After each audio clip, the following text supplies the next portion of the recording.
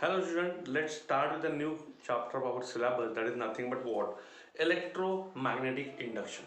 Now what exactly electromagnetic induction is, to get understanding of this, recently lot of in old days lot of things they have done, scientists have done lot of things, lot of improvements was there. Up till now what we have learned, we have seen how the current is produced by moving charges, and due to that current how the magnetic field is produced, that is Oersted law, that already we have learned. Now in this chapter we have to learn how the scientist has invented further things, and that is one of the well-known scientists at the time, whose name is what? The Faraday, as well as there is one Henry, Joseph Henry. Both of them has decided to do the research in the field of electromagnetic induction, and they have done some experiments. What exactly experiment they have done? For Faraday, the experimental observation about Faraday are summarized as given below. Such type of thing they have mentioned in the introduction of this chapter. What exactly the experiment he has done? So one of the best thing he has started with this word. Suppose we have this as a coil. Coil means what? We have taken a copper wire or any conducting wire and just make it just like a spring, that is said to be coil. And this one turning is said to be number of turn is 1, 2 turning 2 turn, 3 turning 3 turns, and so on. If we see how many turns are there, 1 2 3 4 5 turns. 5 times I have winded the wire, so 5 times I have made the circles, helical spring we have created by turning the conductor 5 times circular part. That's why number of turns are 5. This is said to be the coil. So this the coil he has taken. He means who? The Faraday. Michael Faraday has taken a coil, and what he has done, he tried to move the magnet. Here it is a bar magnet. Suppose this is North Pole, this is South Pole. And here to this coil, what he has done, he has attached one galvanometer to this coil. So this is nothing but what? Galvanometer. Galvanometer attached to the coil, and this is a coil, and this coil galvanometer is attached. Now what he has done, he has just moved this bar magnet toward the coil. Initially what he has done, he has moved this bar magnet toward the coil. It is seen that as coil, this magnet facing a north pole to the coil is come closer to the coil. It is seen that some current produced in the coil, automatically some current produced in the coil, and that produced current is said to be induced current.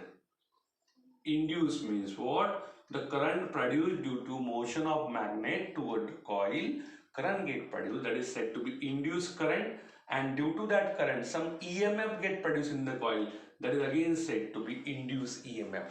When we move the magnet toward the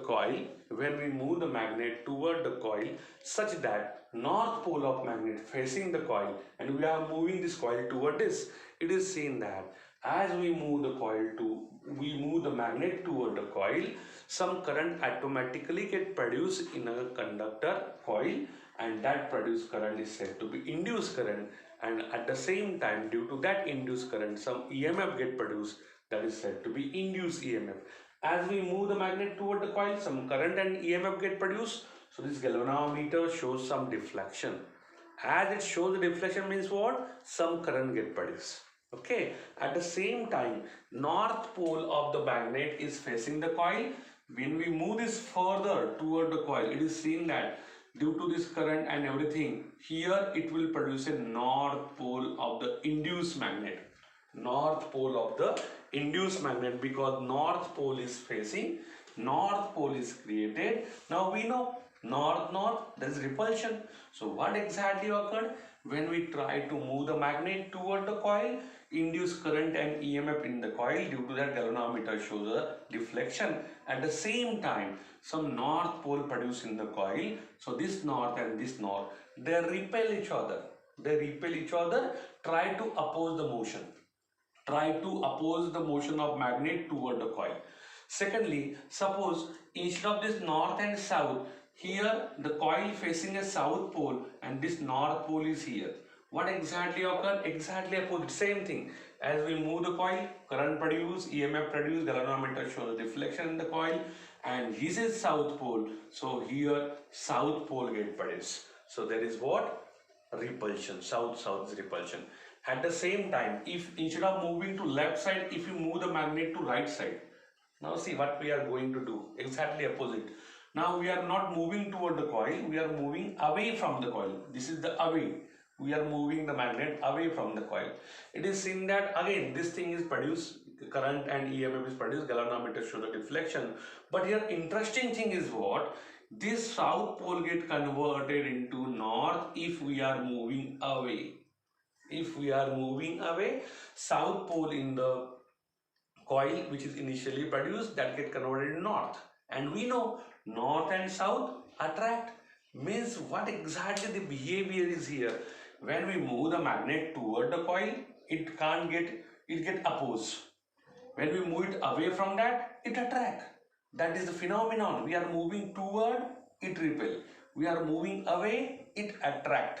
And that is nothing but what? Whatever the motion we have done for a magnet, exactly opposite thing we are observing. We are moving magnet toward the coil, repulsion. They can't come close to each other, they will repel. When we move it away, there is an attraction, opposite motion. Okay, so apart from this, in this experiment what we have done, we have just seen how the EMF and current get produced in the coil due to motion of bar magnet toward or away from the coil. Now suppose instead of moving magnet, I have kept magnet constant. Now we have moved, suppose the coil is moved toward the magnet or move away from the magnet. Same effect we observed, either coil is fixed or magnet is fixed. In short, any one of these two is moving toward or away from each other, always EMF and current induced in the coil, galvanometer shows the deflection. But if I have not changed the position of magnet, it is fixed. Position of coil, it is fixed. Nobody is moving. In this situation, no magnetic field is produced in the coil, no EMF is induced in the coil, and galvanometer shows the deflection if both of them are not moving. If any one of them is moving or both are moving, definitely induced EMF is produced, current gets produced, and galvanometer shows a deflection. So what are the conclusion he has done that we have to see? The first one I will read from your book. When a magnet approaches a closed circuit consists of a coil. When a magnet approaches the closed circuit, this is closed, we have not kept open here, it is closed. Closed circuit approaches, when magnet approaches to closed circuit consists of a coil, it produces a current in it. This current is known as induced current, that already I have told you. When we move it towards, some current automatically get produced, it is said to be induced current. That is the first part they try to explain. Second one, when magnet is taken away from a closed circuit, current is again produced, but the opposite direction with respect to first part. See, when we move toward this, initially when we move toward this, current get produced in this. Moving toward, if we are moving away, again the current get produced, but its direction get changed because we are moving away from this. And that's why, that's the reason initially when we move toward, it is north pole, sorry, it is south. Now we have taken south, so this south, this would be south, opposes when we magnet is moved toward the coil. When we move it away, then direction of current gets changed, that's why this south becomes north. Now they will attract. Okay, so the same thing they have explained by the point 2 observation from faradays. Third one, instead of magnet, coil is moved toward a magnet or away from it, it induces current, it produces in the coil. Same as I have already told you, either magnet is moving or coil is moving, the phenomenon remains same. Next one, if the polarity of approaching receding magnet is changed, the direction of induced current in coil also change. Definitely, if this south facing is moving toward the coil, then it will produce some current. Now suppose at another instant I have make it north and I have make it south. What we have done, the pole of a magnet facing a coil we have changed. Initially it is south, now we have made north. Different direction of current will change, exactly opposite. Okay, direction of when here it is south, that direction is exactly opposite to when it is north. So direction of current gets changed. The magnitude of induced current depend on relative speed of coil with respect to magnet. Magnitude of induced current depend on relative speed of the coil with respect to magnet. It also depend on number of turns in the coil, that already I have told you. Here how many turns? 1 2 3 4 5. 5 times winding I have given, number of turns are 5. So here how much electric current produced in the coil, how much electric current produced in the coil when magnet is moved toward or away, or coil is moved toward or away from a magnet. How much electric current get produced, induced in the coil, that will depend on the speed with which we are moving magnet toward like this. If the speed get increased, more current get produced. If the coil moving toward or away with maximum speed, again current get increased. If the speed is minimum, then current is minimum. In short, how much induced current produced in the coil, that depend on relative velocity or speed between the magnet and the coil. That is the thing they have mentioned. It also depends on number of turn. If number of turn is less amount of current produced. Number of turns are more, large amount of current get produced. So it depends on relative speed as well as number of turns. Next one, the induced current exists so long as there is a relative motion between coil and magnet. That already I have told you. If both are fixed, both are not moving, current is zero. Current is zero means what? No induced EMF or current get produced in the coil. Why? Because both are steady, they are not moving. So current exists in the coil when either one of these is moving or both of them are moving. If we stop moving them, then there is no current. That is the meaning of this. Induced current exists so long as there is a relative motion between coil and the magnet. Next one, instead of magnet and closed circuit, two coil with their plane faces facing each other also produce similar effect. This magnet and coil we have taken. Instead of that, suppose I have decided to take two coils. So suppose this is the first coil I have taken. Suppose this is the first coil facing, and here it is the second coil. Both of them are facing toward each other. Facing toward each other means what? So the first coil should be like this, second coil should be exactly parallel to this. In short, suppose this is the first coil, I have made this winding like this. This is the winding I have made here. This is the winding I have made here. When I have kept them parallel exactly like this, parallel exactly I have kept them, the same effect. Both are the coils, and through this coil we have passed some current. In one coil we have passed some current, in another coil we have kept some galvanometer as shown in your diagram. To one of them coil, one of the coil like this and this, here they have applied some potential like this, they have applied some potential plus minus, and to this coil they have connected what? They have connected the galvanometer. So this is the thing, and then this coil to which battery is applied is said to be primary coil.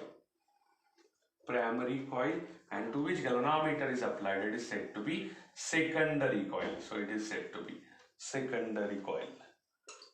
So that are nothing but two things, and effect never get changed, effect remains same. Whatever we have learned for magnet and coil, same effect we observed here also. Now let's go to next one. When now here following observation with these two coils, if suppose we have changed the magnet to the coils, what are the observation that we have to learn? So just they have given three observation. Let's see what are the observation they observed. When current circuit in primary coil is closed or broken, momentary deflection produced in a galvanometer. The time of make or break when circuit is closed or broken, the direction of deflection in the galvanometer are opposite to each other. For example, we have started this now. We have started here, there should be some switch we have taken. Suppose this is nothing but a, we have made one switch here, so here it is a switch. When the switch is open, no current pass to the primary, no current pass to the galvanometer, it doesn't show any deflection, it is zero. When we close this switch, what will occur? Current pass to the primary coil, this coil, and get linked to the secondary, and galvanometer shows a deflection. That is nothing but what? It will show the deflection. Now the question comes in your mind, how it is possible? Because in this case the magnet is not there. Okay, just wait, I will tell you.